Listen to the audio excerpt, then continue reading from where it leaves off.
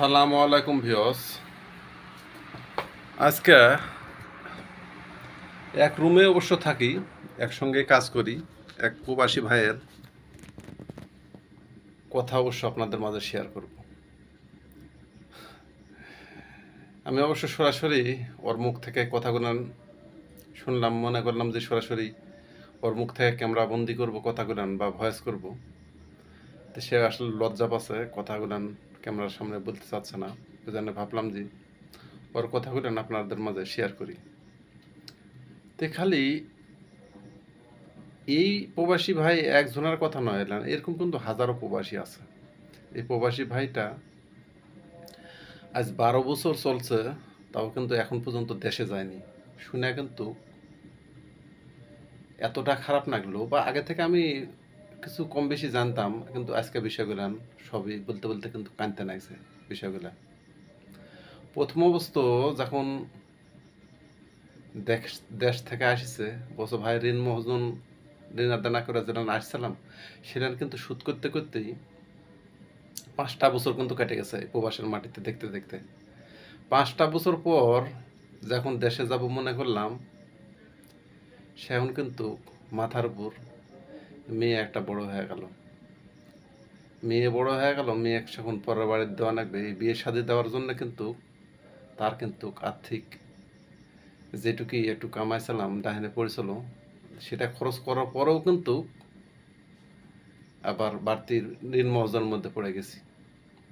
সেখানে কিন্তু আবার ঋণ মহাজন সারা উঠতে উঠতে ছেলের কিন্তু একটা আছে, ছেলের কিন্তু লেখাপড়া বেড়ে গেছে, ছেলের খরচ। তারপরে কিন্তু ছেলের আবদার একটার পরে একটা আছে, মেয়ের আবদার, মেয়ের কিন্তু আবার একটা ছেলে হয়ে গেছে, একটা মেয়ে হয়ে গেছে, এই লাতিরে কিন্তু আবদার আছে।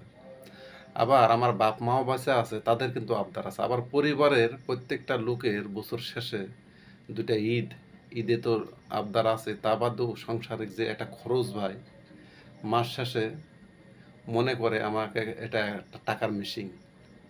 কোনো মাসে দেখা যাচ্ছে পরিবারের থেকে মনে করে যে প্রত্যেক মাসে আমি সাপোজ 50,000 টাকা পাঠাচ্ছি, কোনো মাসে কোনো বেতালে যদি 40 বা 30,000 টাকা পাঠায়, তা হাজারো প্রশ্নর মুখোমুখি কিন্তু হতে হয়।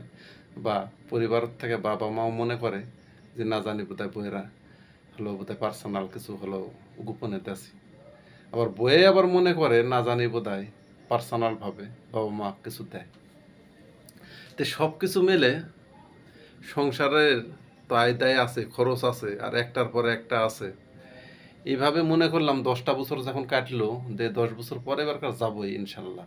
10 বছর পরে যখন যাচ্ছিলাম, বাবা আবার বলছে যে এখনই বাড়িতে আসবেন, তোমার ছেলে তো বড় হয়ে গেছে, তোমার ছেলেও বিয়ে করতে চাচ্ছে, তাই সে থাকবেন কোথায়, তো একটা বাড়ি করার বুদ্ধি করা হোক। বাড়ি করার যখন বুদ্ধি করলাম ভাই, তো এখানে দেখেন, বাড়ি করতে তো আর 1-2 টাকা খরচ নয়। বাড়ি করতে করতে আবার দেখা যায় 2টা বছর কেটে গেল ভাই। 2টা বছর কাটার পরে এখন দেখা যাচ্ছে টাইলস করা হয়নি।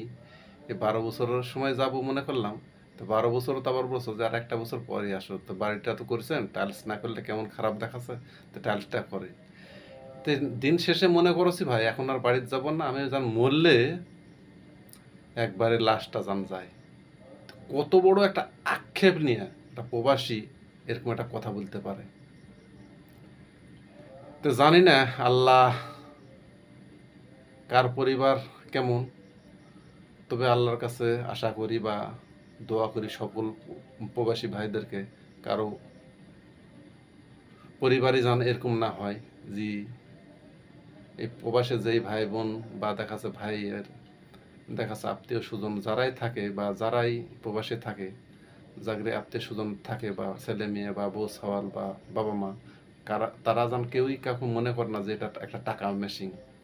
তো ঠিক আছে, ভালো থাকেন, সুস্থ থাকেন। ভিডিওটা অনেক বড় হয়ে যাচ্ছে বা লম্বা হয়ে যাচ্ছে। আবার কোনো নতুন ভিডিও নিয়ে আপনাদের মাঝে ভালো থাকেন। আল্লাহ বাঁচা রাখলে আবার দেখা হবে ইনশাল্লাহ। আল্লাহ হাফেজ।